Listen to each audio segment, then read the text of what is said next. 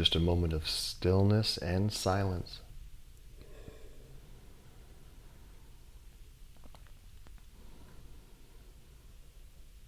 And one more Om.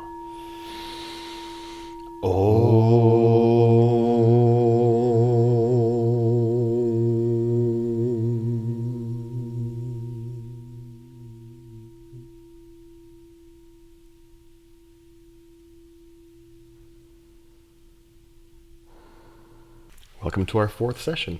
Thank you. I'm glad you came back. We talked a little bit about some of the different phenomena that Sinnett was referring to and that he thought would be an excellent method for promulgating theosophy to the Western world in 1880. I haven't mentioned yet, but almost all of these phenomena are described not only in Sinnett's book, The Occult World, but also by Henry Olcott in his series, Old Diary Leaves. So if you don't have this series, the first two books, Volume 1 and Volume 2, are especially interesting. After that, as far as I'm concerned, they get a little less interesting. So at least Volumes 1 and 2 are very, very good. And to recap Sinnett's motives, I know that's what the next letter is about, but he wanted to use this to prove to the world that the masters existed. Exactly. So show them something that they can sink their metaphysical teeth into, so to speak. So to speak. And we're going to hear the master's response to that. Yes.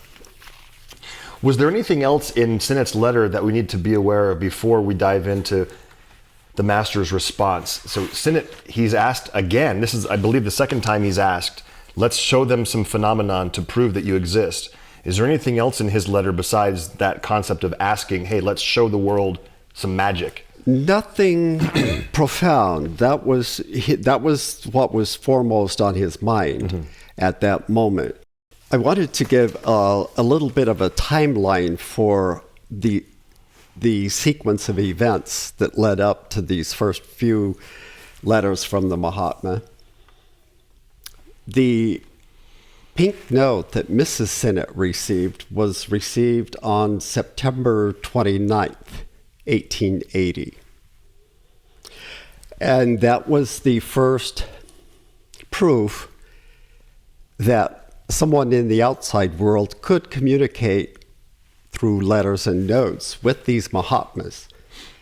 Then, so Sinnett wrote the first letter to an unknown brother, and when he received the information that he was going to receive an answer, he immediately wrote another one.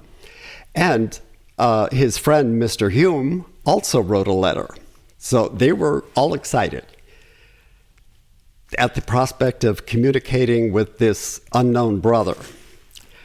So Sinnett received his first letter about October 15th. Which we read last session. Right. So that was about 2 weeks after his wife received her pink note that just simply said, I've been asked to write a note. What can I do for you, more or less? So he received the first one about October 15th. And then the second letter, which we're going to start with today, was received October 19th. Now, in the meantime, between those two dates, there were a few things that happened. On October 4th, there was a phenomenon that involved a brooch. There were two different phenomena that entail brooches. The first one was on October 4th. So let me just describe very quickly what happened. We should explain to our viewers what a brooch is. A brooch is a pin, we would call it today. Ladies or anybody wears a brooch on a dress, on a shirt, on a cap, whatever. It's a pin that you used to pin on. That was how how you wore it. And they were sometimes quite elaborate with jewels or semi-precious stones. So one of the phenomena that was done was the appearance. Someone had asked HPB about producing a bit of phenomena, and she said, "Well, what would you have me? Is there some lost object that you would have me find?" And Mrs. Hume said, "Yeah, I've got an idea. I lost a brooch many years ago." And she described it. It had pearls around it. It was fairly elaborate. She said, "I lost it several years ago and I have never found it." And she said, I would like to get that brooch back. And so HPB, in communication with one of the Mahatmas, said, "Okay, we can do that." And it was nighttime, and it was at the Sinnott's home, which was could be described as a mansion. It was an elegant home. And so she said it won't be brought into the house. She didn't explain why, but it may be because of the vibrations.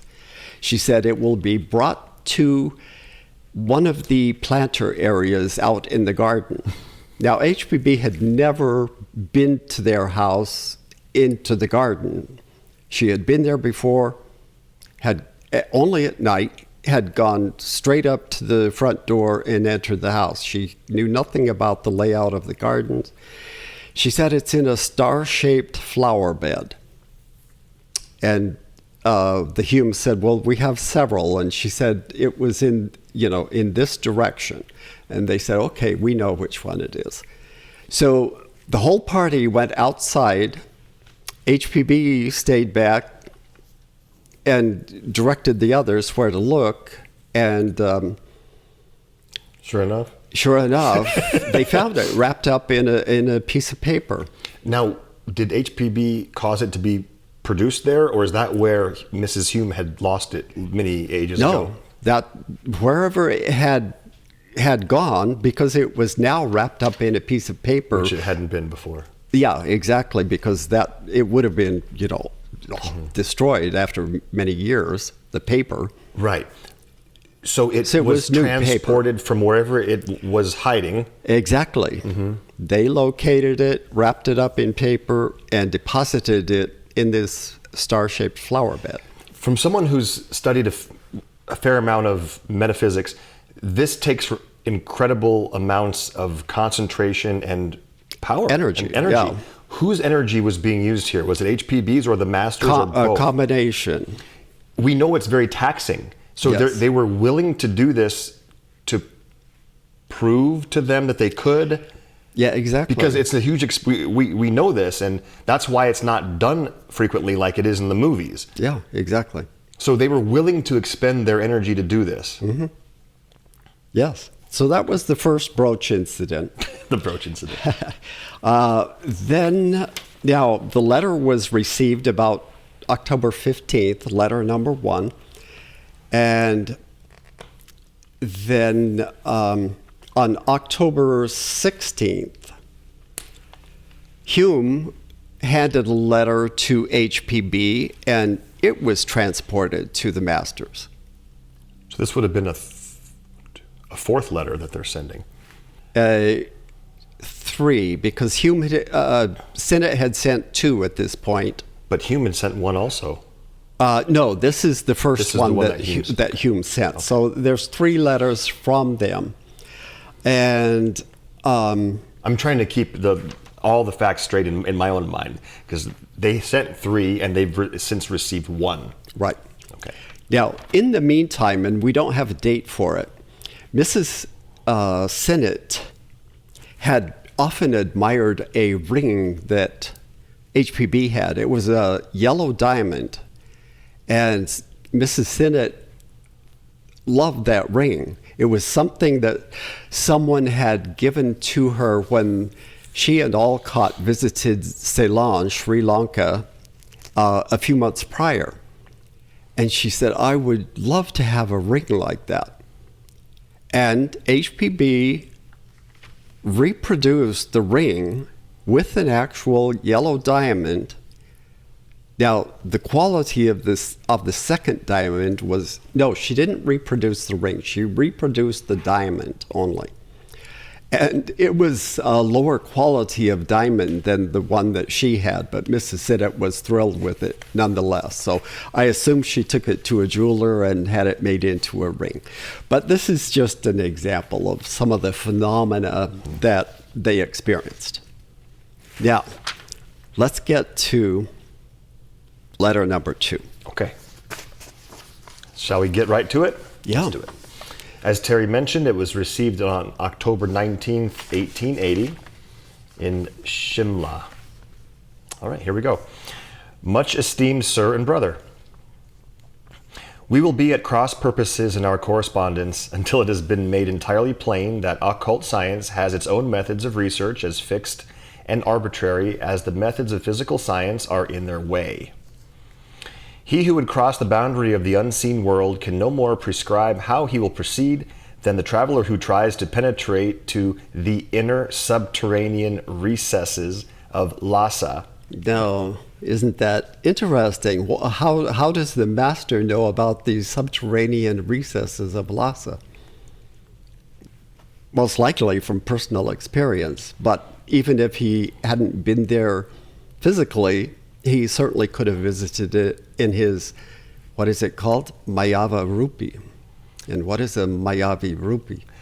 Rupa. A body of illusion, Maya. Yeah. A body of light. Well, it's not. It's a materialized body, and it can be full or partial. There are instances where one of the masters would materialize a hand, or just the upper part of the body, or just the head. And they create from the surrounding atmosphere the atoms that would make it possible for that to happen. And they can project whatever image they want. It can be their actual physical appearance. It can be any other appearance that they visualize in their mind. Would this Mayavi Rupi or Rupa. Now, it's physical. It could be contacted in the physical world? It can be etheric and or physical.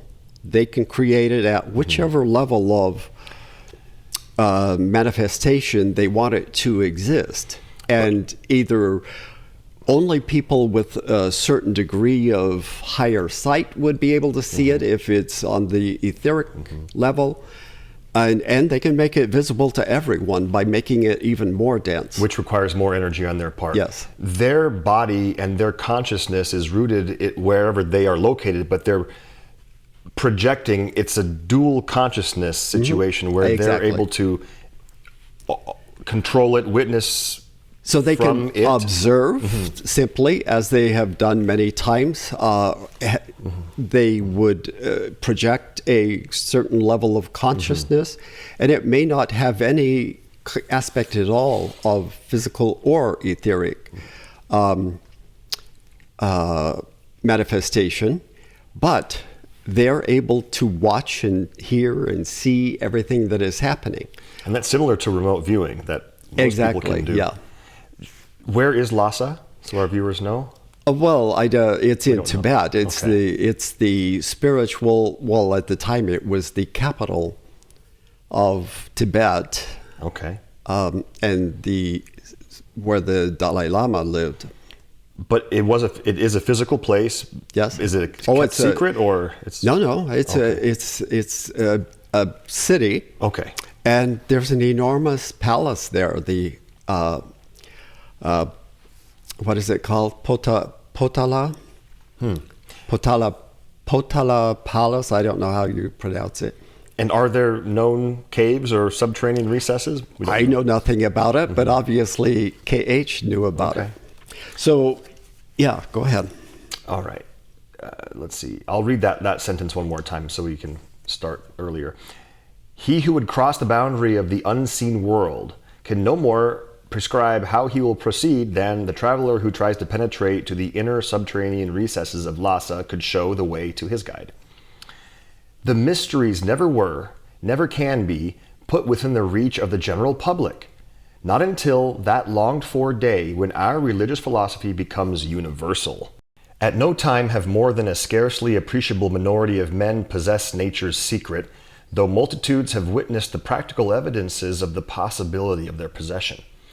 The adept is the rare efflorescence of a generation of inquirers, and to become one, the aspirant must obey the inward impulse of his soul, irrespective of the prudential considerations of worldly science or sagacity.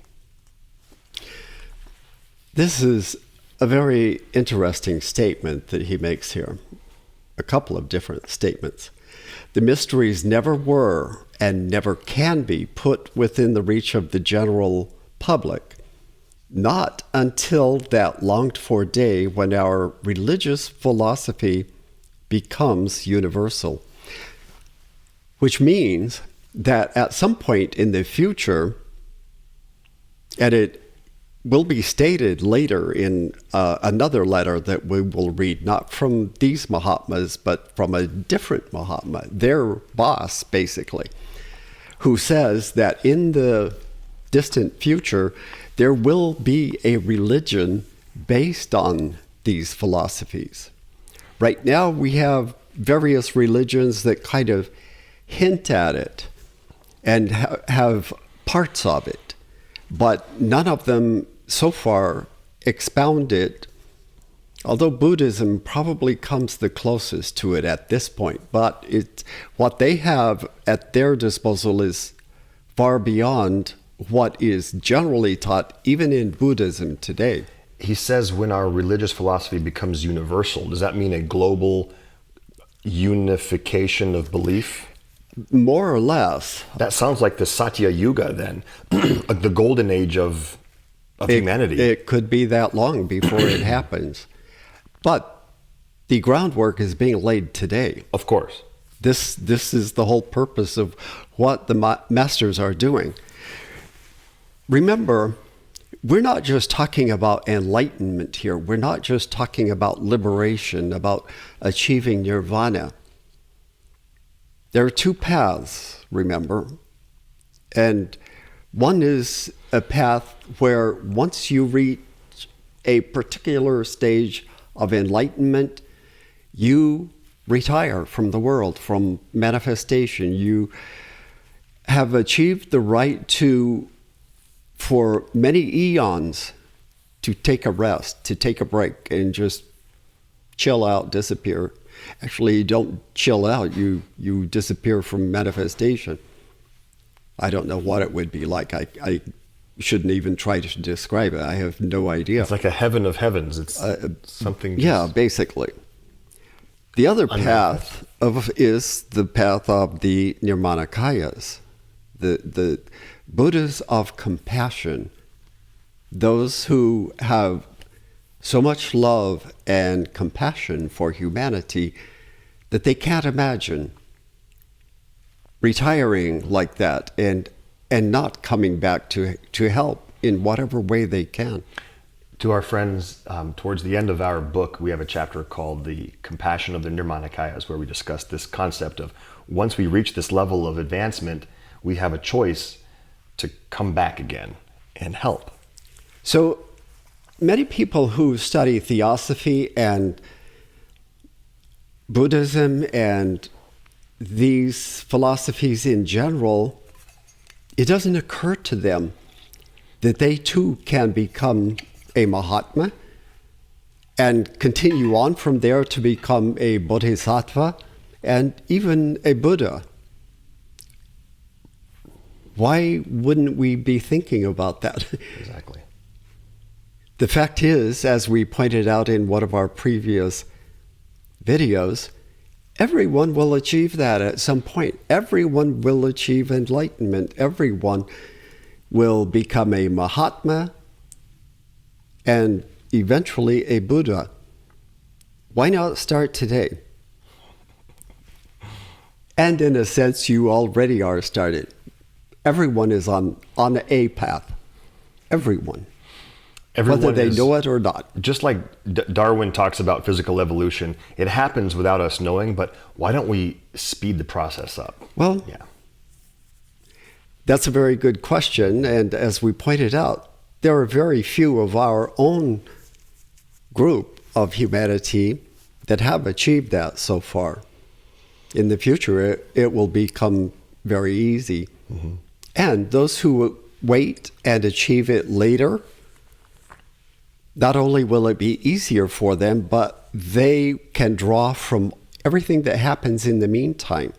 The quality and the extent of their added awareness and experience is going to be far greater than that someone today would have. So there are advantages. The disadvantage is huge, though. Eons of suffering. But they probably don't think of it that way. They just think of it as life. It's the way the universe works. and that's perfectly fine. We're no more. Our path, our way of thinking is no more important than whatever their way of thinking is, and that's the whole point of Buddhism, is that no one is wrong. No one is more important than anyone else. If one looked at from a high enough perspective, everything is absolutely going as it should be, as it was planned, supposed to work. Even though there's tremendous suffering, it has to be that way, right? It's unfortunate, but It does have to be that way. And why? Because we have free will, humans can make choices. There's karma from those choices. And the suffering is the plan. Yeah. That is the path. Our desires are the path. The results of those desires are the path. This would be a good time to remind our viewers, if everyone is not grounded in the philosophy of reincarnation it really has to be upheld as a foundation to all this for it to really make sense, because suffering is not eternal, even though it may seem like a lifetime contains hardships from the beginning until the end. It may seem that way, but remember that that's a blip on the radar, so to speak, of the soul's life. It's one physical body is only that small. So let's just remember that one lifetime, it's over in an instant, and then there's more. So, Shall we keep going? Yeah, keep going. Your desire is to be brought to communicate with one of us directly without the agency of either Madame Blavatsky or any medium. Your idea would be, as I understand it, to obtain such communications either by letters or by audible words, so as to be guided by one of us in the management and principally in the instruction of the society, the Theosophical Society. You seek all this, and yet, as you say yourself, hitherto you have not found sufficient reasons to even give up your modes of life. And I know what that means. We'll talk about that in a minute. Directly hostile to such modes of communications. All right, Well, funny enough, HPB has some of those modes too, but she's an exception. But let's clarify what is meant by that. Modes of life. Now, KH puts that phrase in quotes, modes of life. Whenever he does that in his response, it means that he's quoting from the letter that was written to him. What those letters aren't? We don't have. Okay, we don't have those. Except in a couple of cases, do we have the letters by Sinnett? Because they were sent, they were written and sent. So we wouldn't have and those. the master kept them. Yeah, unfortunately, if he had known how important this was going to be, he would have had his secretary make a copy of his letter. Right. So KH is quoting him by saying modes of life. Now, let's see what he means by that. He will do that quite often in the letters. So just be aware when you're reading the Mahatma letters, when you see a phrase in quotes, it almost always refers to something that Sinnett or Hume has written in their letter. Now, let's go back just a little bit more to the concept of the adept is the rare efflorescence of a generation of inquirers. And to become one, the aspirant must obey the inward impulse of his soul, irrespective of the prudential considerations of worldly science or sagacity. So, pointing out yet again that the adept, the Mahatma, is the ultimate of humanity. It's the graduate students, the ones who have acquired enough lifetimes of experience that they have the choice of whether or not to come back into a physical human body. Right now, unfortunately, the human body is the most advanced that is available. And so if they're going to appear physically, it has to be a human body. However, they can return without a physical body. They can be supervising and helping in the administration of the human kingdom at a different level of consciousness and have no need for a human body. And if they do temporarily, they construct one for whatever length of time is necessary. And that's usually the mental plane, right? Usually? I don't know. It could be the Buddhic plane. It could be the higher mental plane. Whatever plane is most advantageous for them to operate from. All right. Now we get into a different subject, which is Alcott and HPB. Sinnett and Hume were not terribly fond of either one of them. Despite all the wisdom and new ideas and the phenomena that HPB brought with her, they still considered themselves superior to both HPB and Alcott. Why? Because they, Hume and Sinnett, were distinguished English gentlemen, the epitome of society, of the human race. Education. Yes. Finance, place in society. Yeah. There were no people more advanced in their mind. And it's understandable. At that time, the United Kingdom had enormous influence throughout the world. It was the kingdom where the sun never set on the kingdom of. They had colonies everywhere. They had a great military. They had ships. Yeah, they controlled an enormous amount of wealth. So it was the most powerful country in the world, without exception. There was no question about it. So it's understandable in one way. The other thing was they felt themselves completely superior to the Asian races. They were typically British in their sense that, we're going to bring our knowledge and our way of life to the Indian people. We're going to teach them how to not be savages and how to live a decent life. So, yeah, there was an enormous amount of ego involved in that. We'll see a few. The adepts are funny. They have a wonderful sense of humor, and we'll see bits and pieces of that as we go along. So, the two Englishmen were looking for a way to get HPB and Alcott out of the way. We don't want to deal with them. We want to deal directly with the source.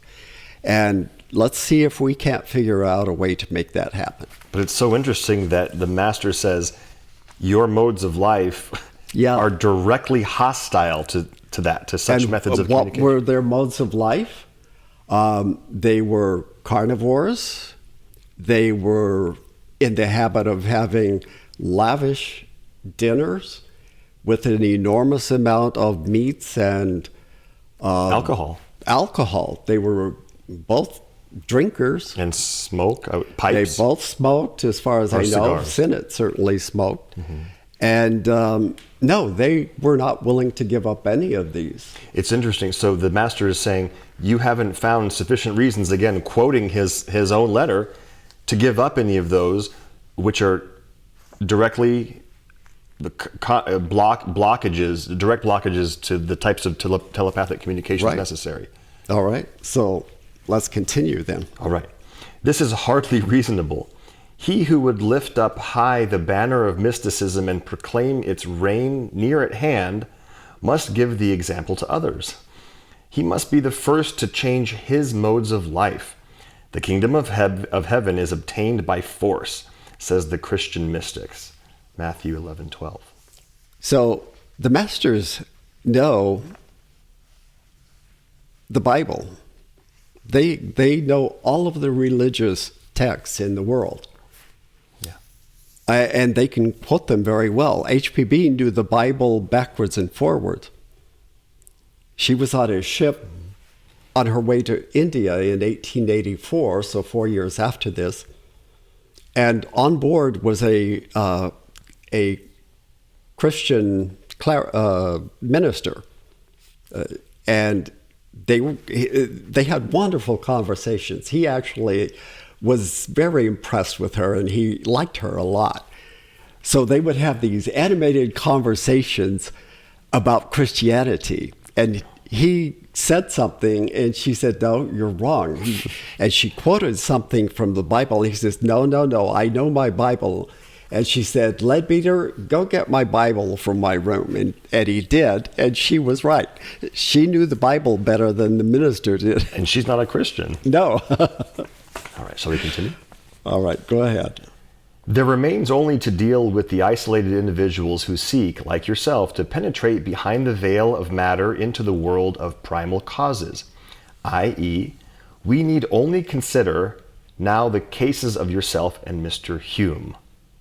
This gentleman also has done me the great honor to address me by name, offering to me a few questions and stating the conditions upon which he would be willing to work for us seriously. But your motives and aspirations being of diametrically opposite character, I must reply to each of you separately. Mm-hmm. Okay, so he has received Hume's letter at this point, and Hume's letter is a little bit different.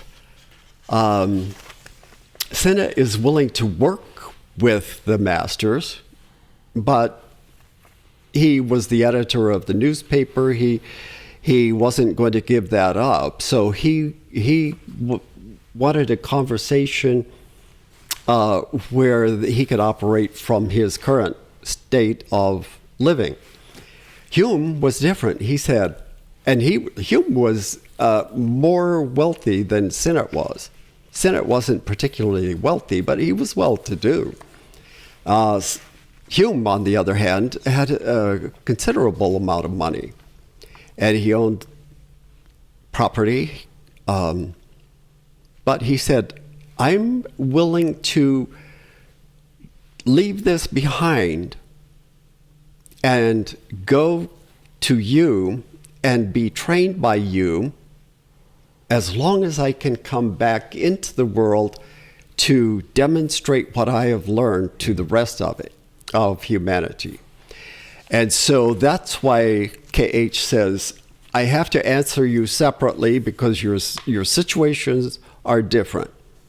And in our next episode, hopefully, if we get through all of what we've got outlined today, we will discuss the letter that Hume received in reply to his letter. The first and chief consideration in determining us to accept or reject your offer lies in the inner motive which propels you to seek our instructions and our guidance. Now, what are your motives? They are: 1. The desire to receive positive and unimpeachable proofs that there really are forces in nature of which science knows nothing. 2.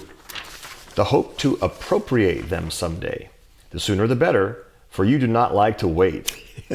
So as to enable yourself, A, to demonstrate their existence to a few chosen Western minds, B, to contemplate future life as an objective reality built upon the rock of knowledge, not faith, and C, to finally learn the whole truth about our lodges and ourselves, to get, in short, the positive assurance that the brothers are real entities, not fiction. Such, viewed in their best light, appear to Such, viewed in their best light, appear to us your motives for addressing me.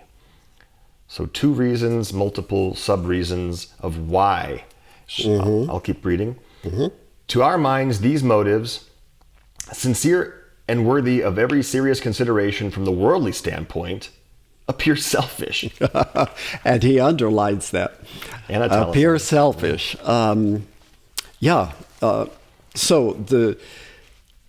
the first tenet of the TS. Of theosophy is brotherhood, and the very first qualification for any chela or any pupil that wants to work with one of the masters is unselfishness. Your love and concern for humanity is far greater than your need to shine or to feel important.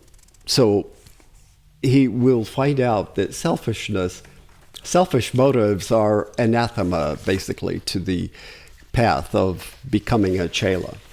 Now, he might say that these reasons are not selfish. You can use them to make the world a better place. Well, exactly, but there's something else. The master knows the truth. He can see the motives. He can read Sinnott's mind. Some ego. Or anyone who allows him to.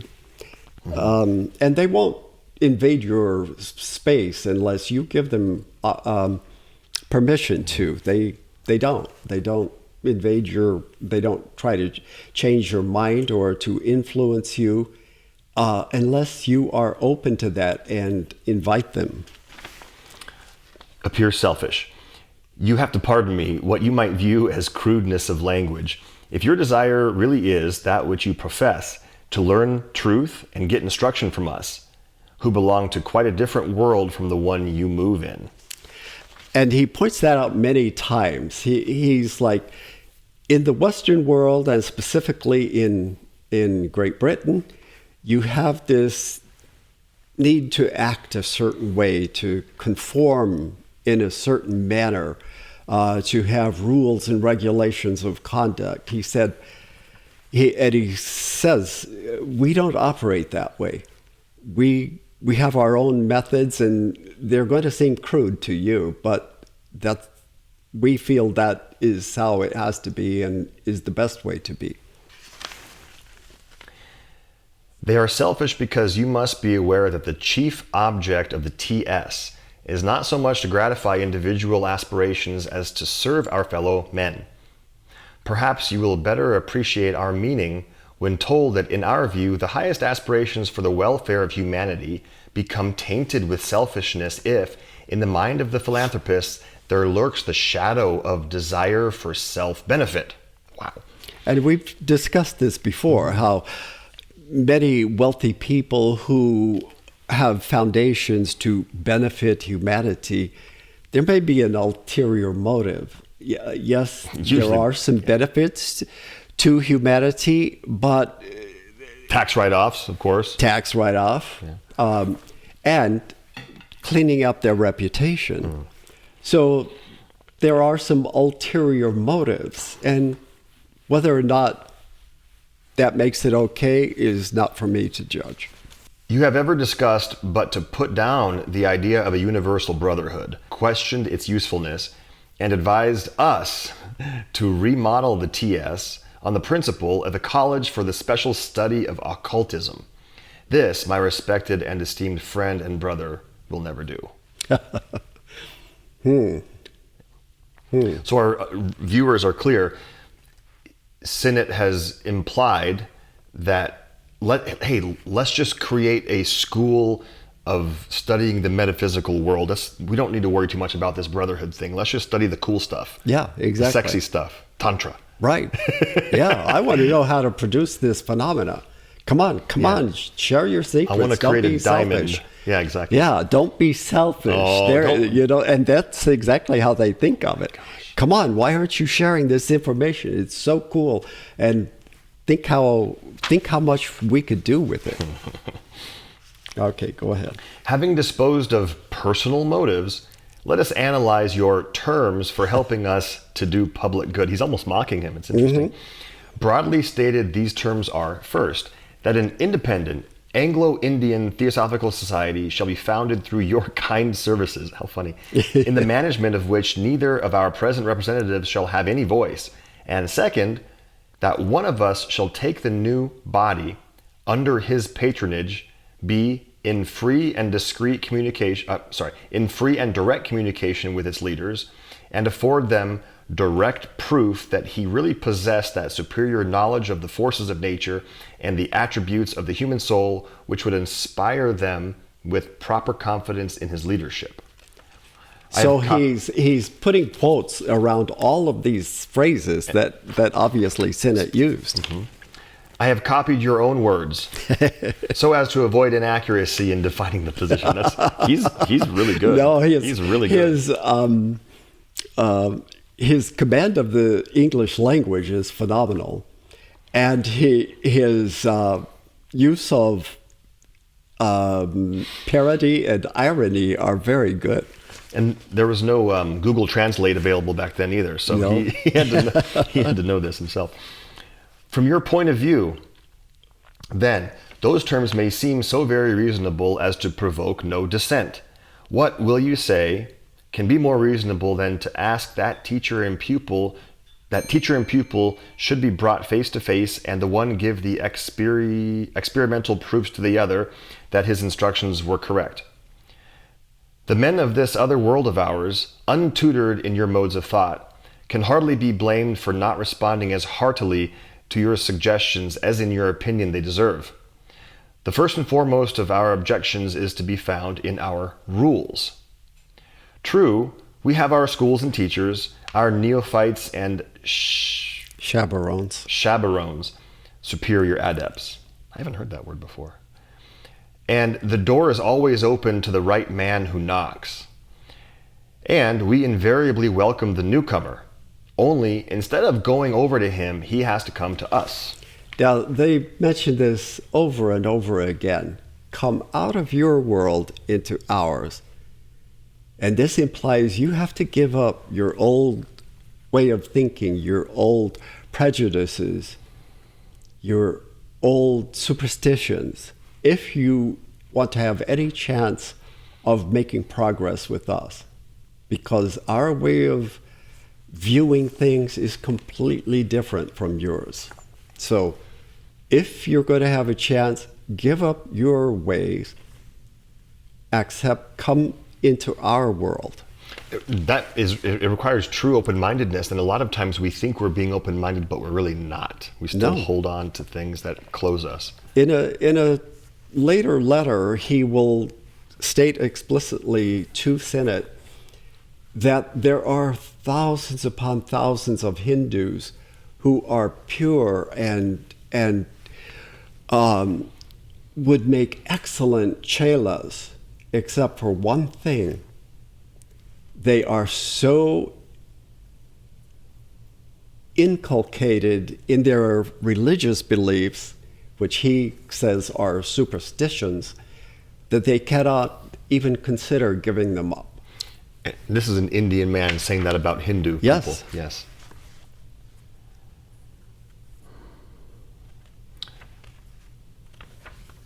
More than that, unless he has reached that point in the path of occultism from which return is impossible, by his having irrevocably pledged himself to our association, we never, except in cases of utmost moment, visit him, or even cross the threshold of his door in visible appearance.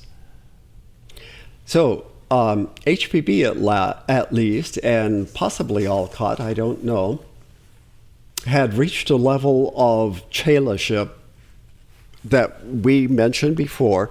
Remember the path where the gateway opens inward only and closes tightly behind the neophyte forevermore? So that's the point that they're talking about, because they have to make a commitment at that point either to go forward or else no, they're going to stay back. Is any of you so eager for knowledge and the beneficent powers it confers as to be ready to have your world To leave. as to be ready to leave your world and come into ours? Then let him come, but he must not think to return until the seal of the mysteries has locked his lips, even against the chances of his own weakness or indiscretion. All right. So, there's a saying: to know, to dare, to will, to keep silent. This is kind of the mantra of the Chela.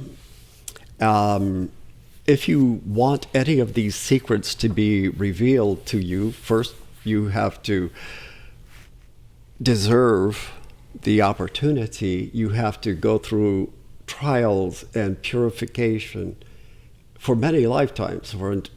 You have to have reached a state where you can even be a good enough receiver, a receptacle, that it can even come to you, because these are not taught in words.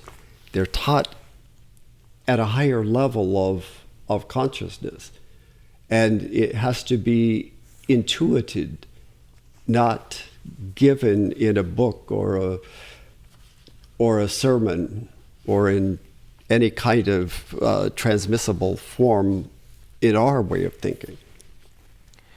Let him come by all means, as the pupil to the master, and without conditions, or let him wait, as so many others have, and be satisfied with such crumbs of knowledge as may fall in his way.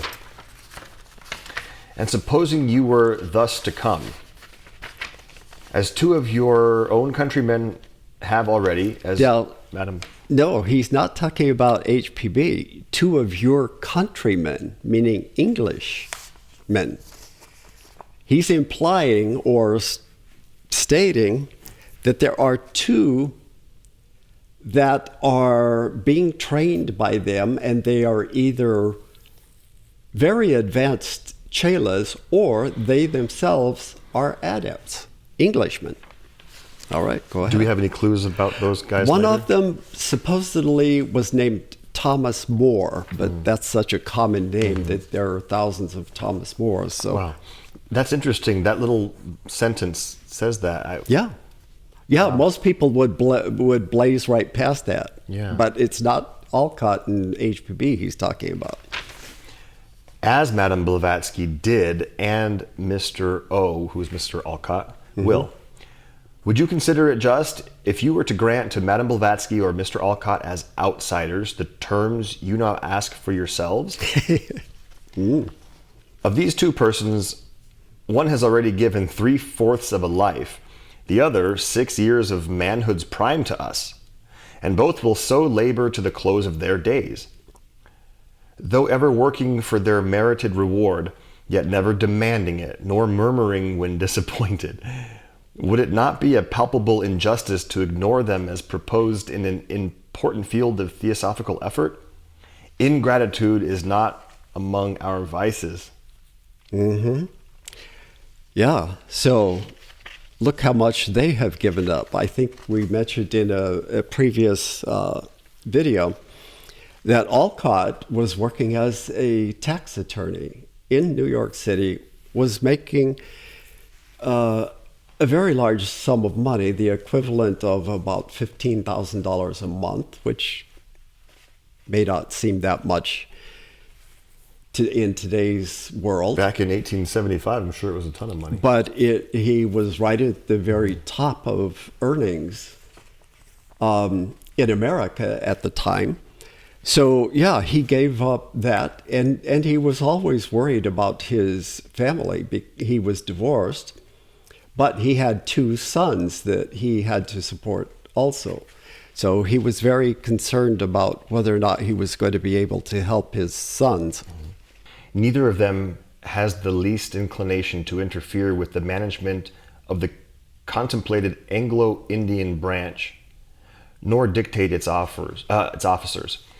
But the new society, if formed at all, must, though bearing a distinctive title of its own, be, in fact, a branch of the parent body, as is the British Theosophical Society at London, and contribute to its vitality and usefulness by promoting its leading idea of a universal brotherhood and in other practicable ways. So he's saying right there that universal brotherhood is non-negotiable. That has to be Yes, the foundational absolutely, yeah.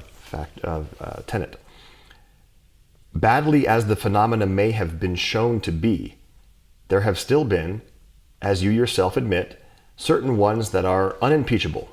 The raps on the table when no one touches it and the bell that sounds in the air have, you say, always been regarded as satisfactory, etc., etc. From this, you reason that good test phenomena may easily be multiplied ad infinitum.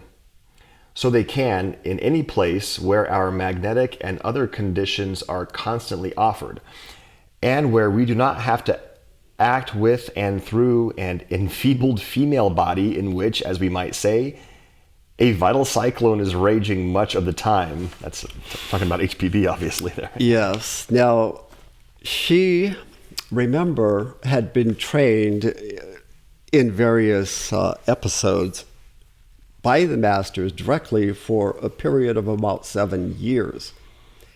But in order for her to go back out into the world to be their outpost, so to speak,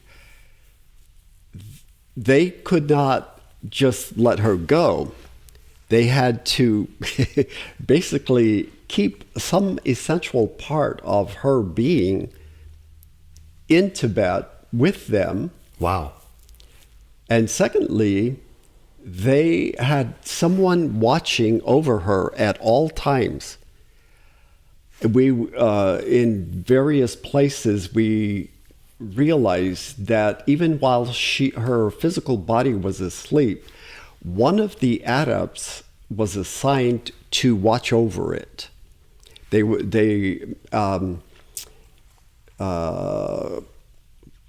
Constance Wachtmeister, the Countess Wachtmeister, lived with her for a few years, and she mentioned several times when she would see or be aware that one of the masters was on duty, so to speak.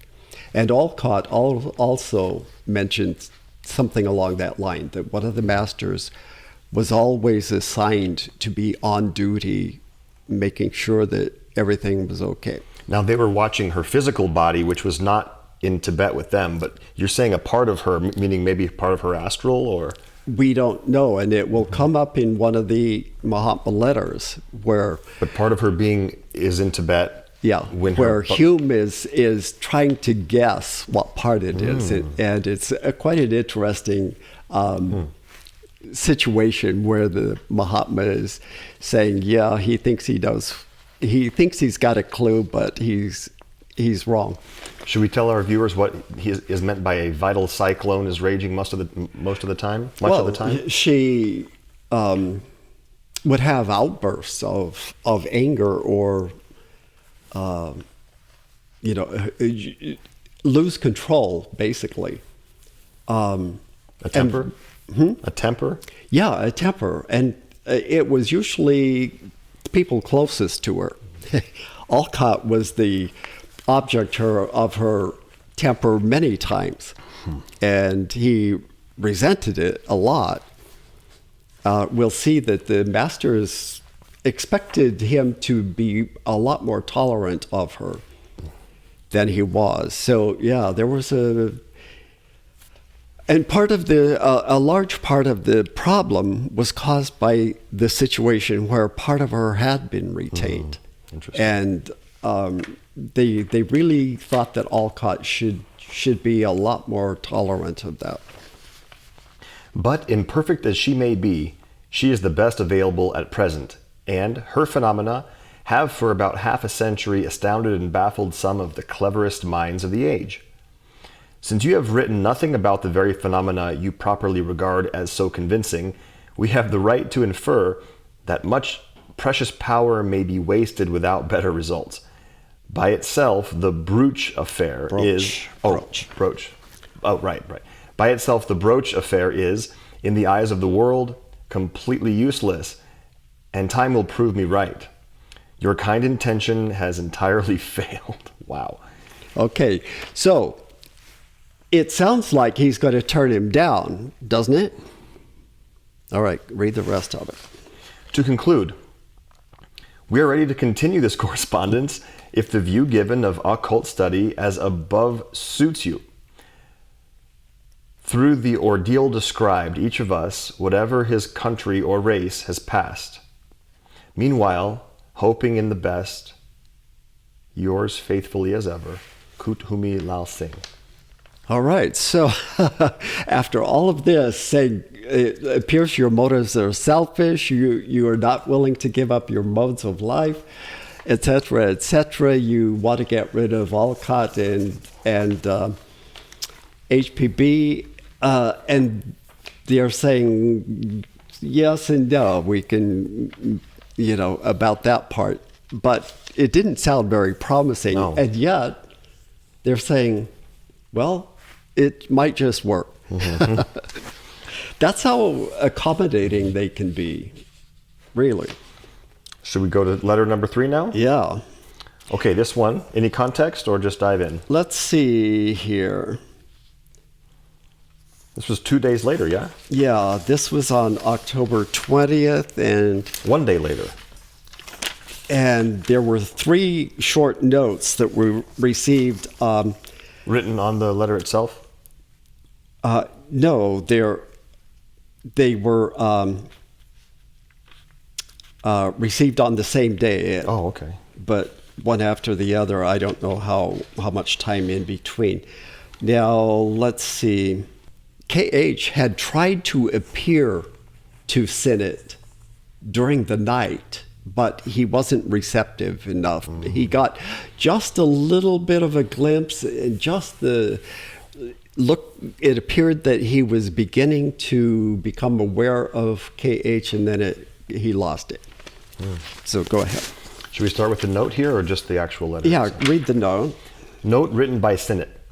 I saw KH in astral form on the night of the 19th of October, 1880, waking up for a moment, but immediately afterwards being rendered unconscious again in the body, and conscious out of the body in the adjacent dressing room, where I saw another of the brothers afterwards identified with one called Serapis by Alcott. Now, Serapis was part of the Brotherhood in Egypt.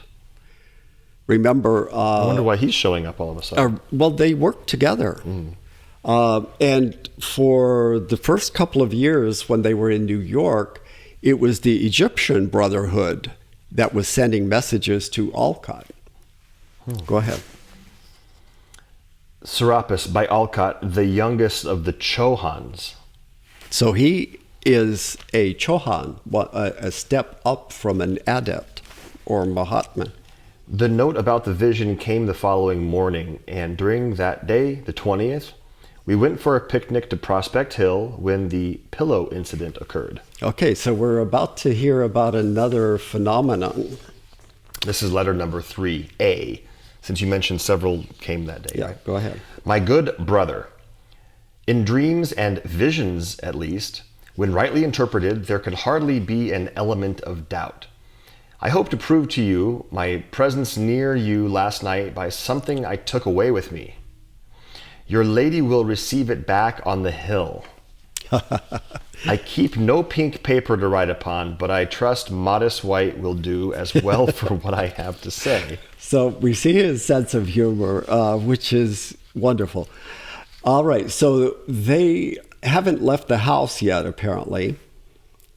But they're planning on going on a picnic.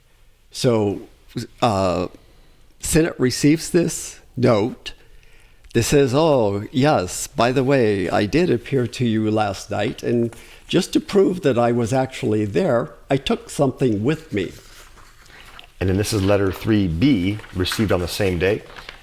My dear brother, this brooch number 2 is placed in this very strange place simply to show to you how very easily a real phenomenon is produced and how still easier it is to suspect its genuineness.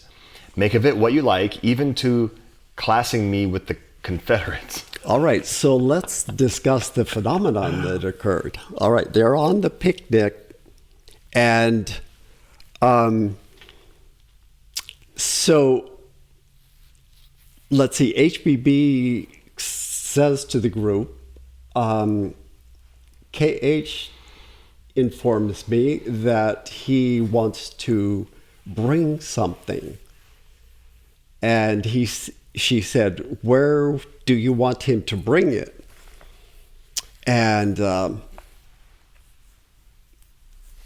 Mrs. Sinnott said, oh, they had sedan chairs. So they had porters that carried them out on sedan chairs to this picnic.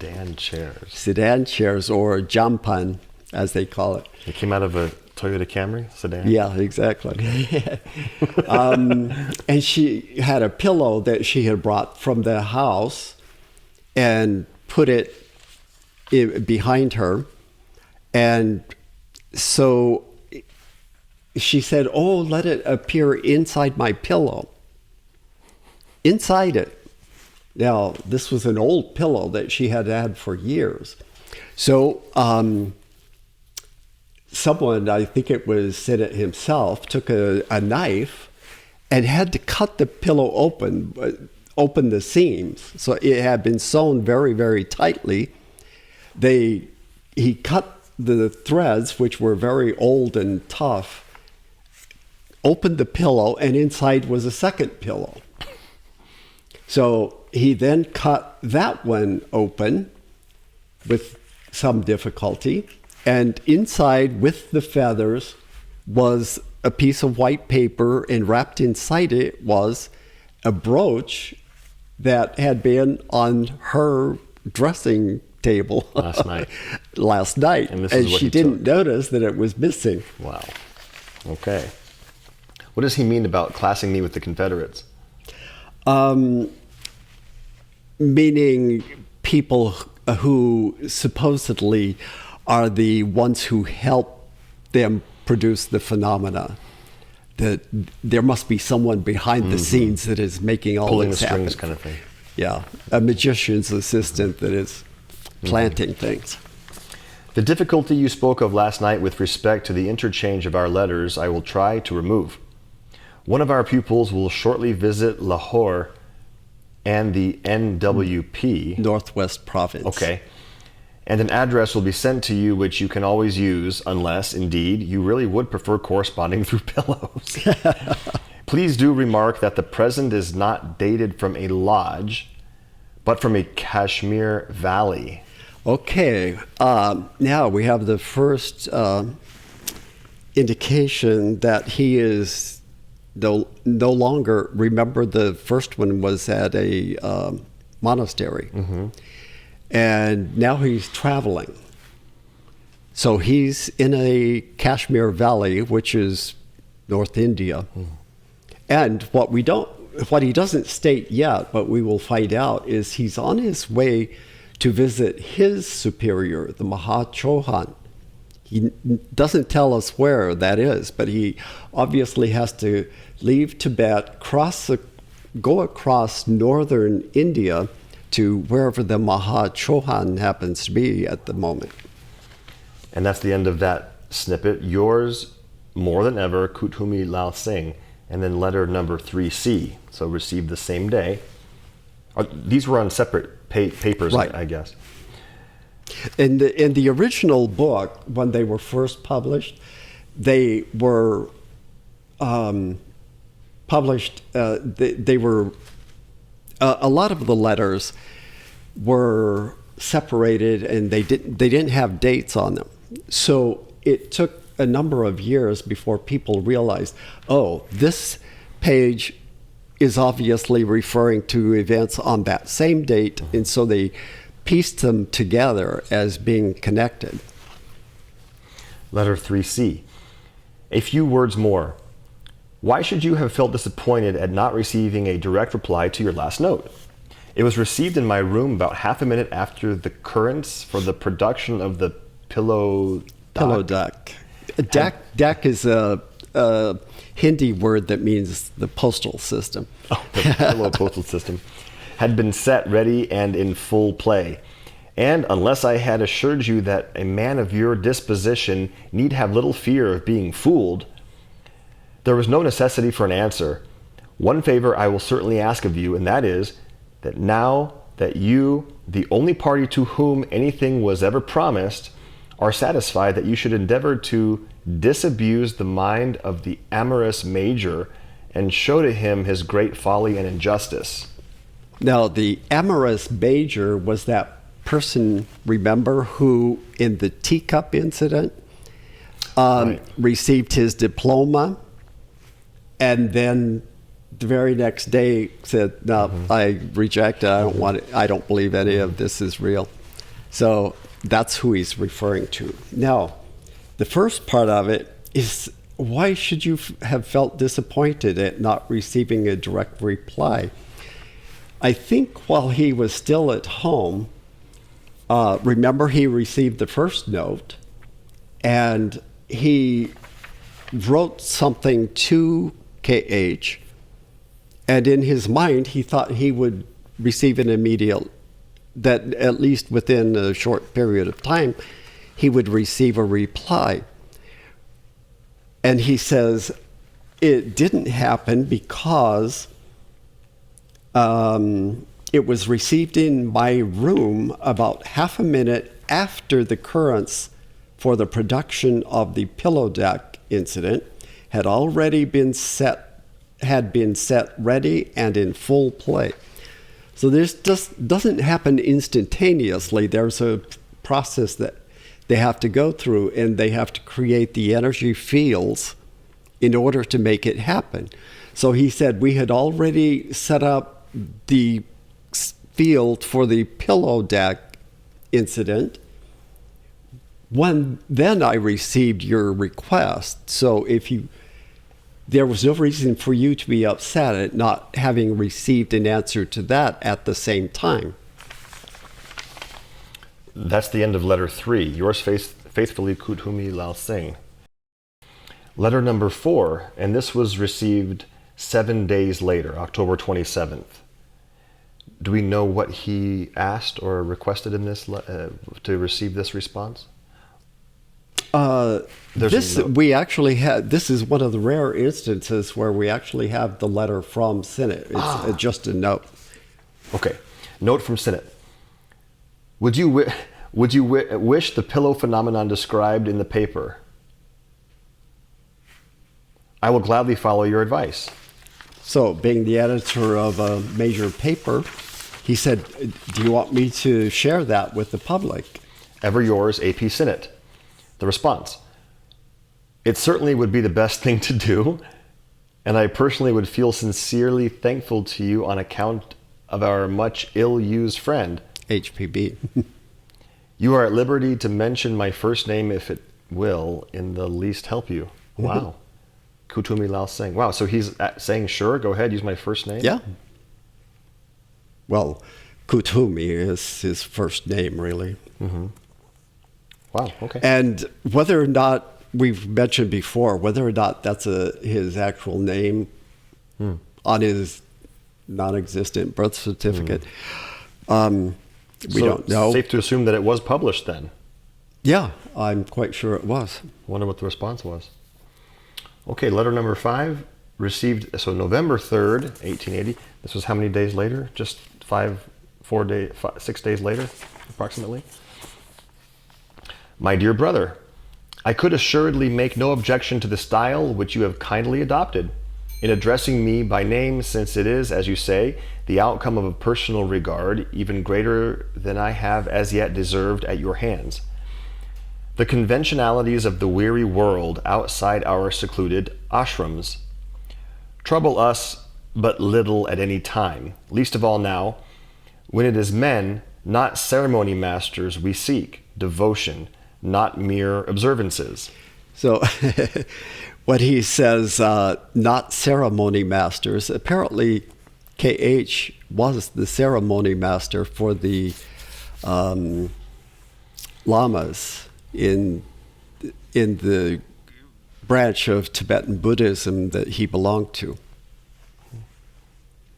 We'll find out later, we'll notice that later, that he has a major role to play in the ceremonies of the new Tibetan New Year. A crisis, in a certain sense, is upon us now, and must be met. I might say two crises: one, the societies; the other, for Tibet. For I may tell you in confidence that Russia is gradually massing her forces for a future invasion of that country under the pretext of a Chinese war. If she does not succeed, it will be due to us.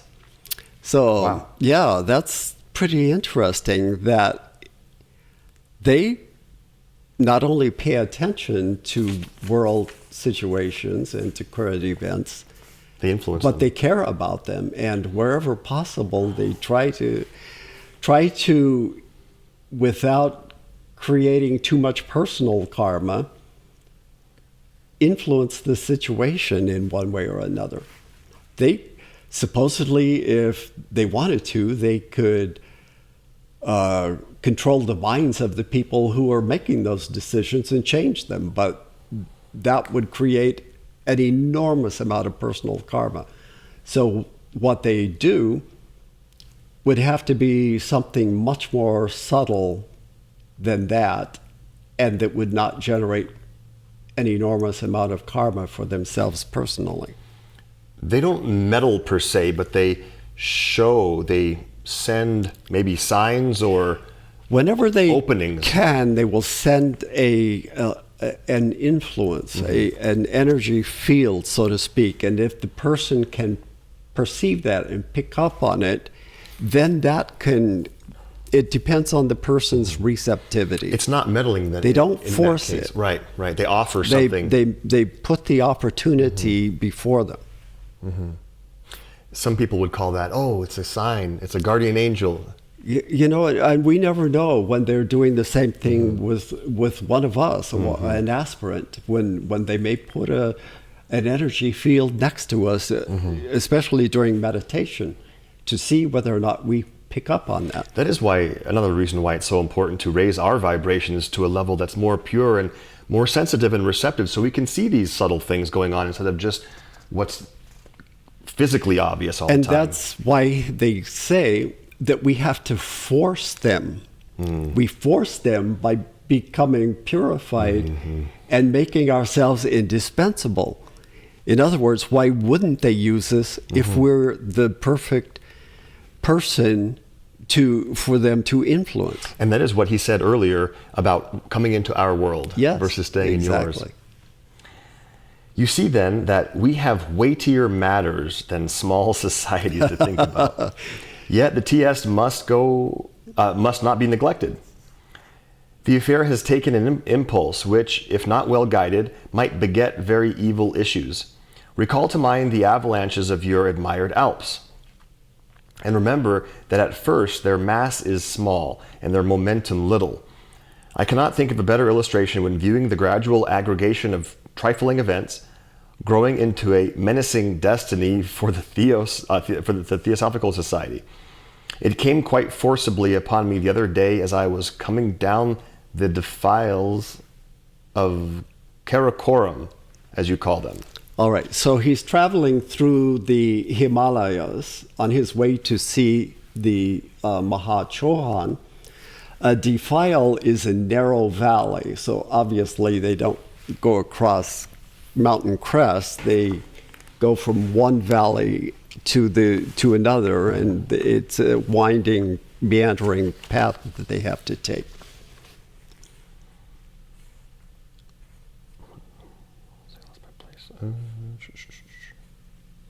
I had gone. And saw an avalanche tumble.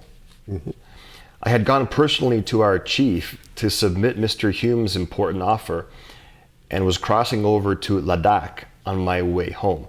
Just as I was taking advantage of the awful stillness which usually follows such cataclysms, I was rudely recalled to my senses. A familiar voice, as shrill as the one attributed to Saraswati's peacock, which, if we may credit tradition, frightened off the king of the Nagas, shouted along the currents, "Alcott has raised the very devil again. The Englishmen are going crazy.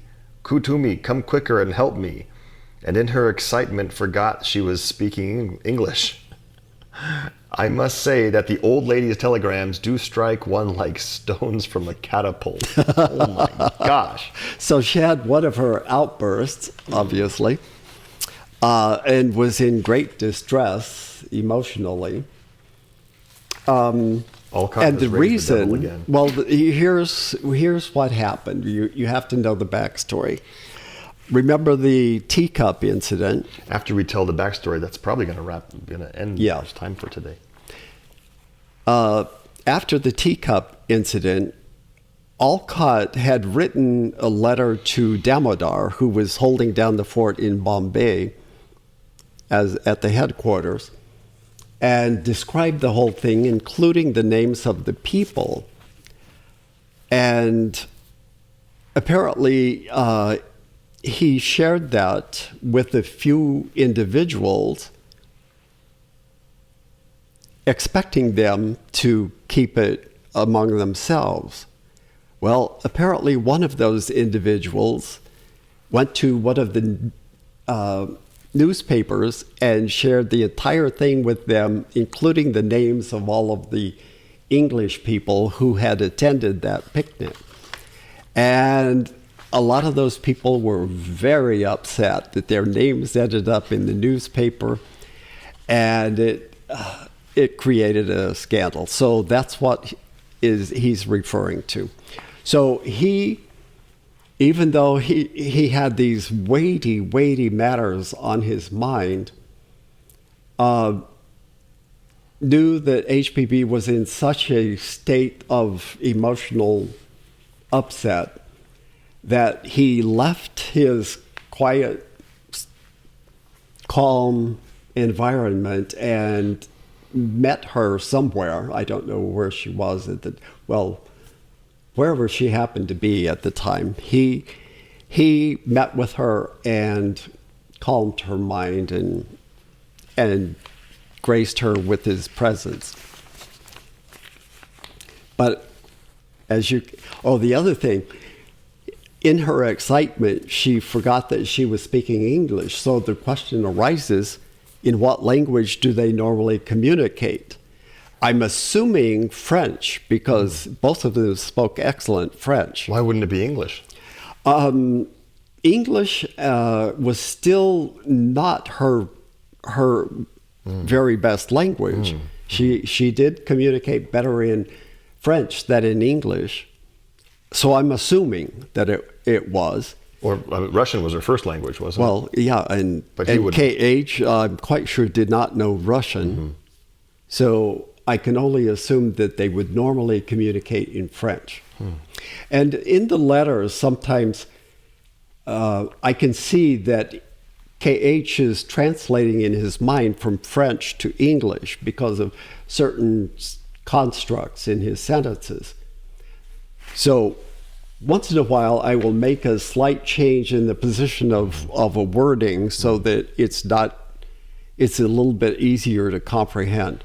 These letters already are 140 plus years old, and the English used is difficult, but he's also translating in his mind from one language to another, and that adds another level of difficulty in our understanding them in 2023 or whenever you happen to. And you can do that reading it. because you're trilingual, somewhat quadrilingual, and you speak French, Spanish, and English, and a little bit of Sanskrit. That's why you're qualified to make Not those. Sanskrit. I can barely pronounce the words in Sanskrit.